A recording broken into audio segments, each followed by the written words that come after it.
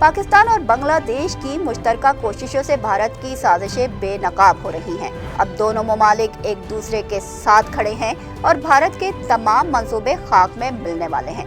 ये वक्त भारत के लिए एक इंतबाह है, क्योंकि पाकिस्तान और बांग्लादेश का दिफाई इत्तेहाद पूरे खित्ते में एक नया तवाज़ुन पैदा करने वाला है। बांग्लादेश की मुसल्लह अफवाज के PSO lieutenant general Qamrul Hasan ने पाक फजाइया के ज़हीर अहमद बाबर सिद्धू से भी मुलाकात की, जिसमें JF-17 थंडर जहाज़ों की खरीदारी के मुआहिदों पर भी बात हुई। अभी भारतीय फजाइया इस सख्ते से बाहर भी नहीं निकल पाई थी कि बांग्लादेश ने अब्दाली मिसाइल खरीदने के लिए भी राब्ता कर लिया। तब से भारतीय मीडिया दुहाइयों पर दुहाइयां दे रहा है। भारत को ये समझने की जरूरत है कि जनूबी एशिया में ताकत का तवाज़ुन बदल चुका है।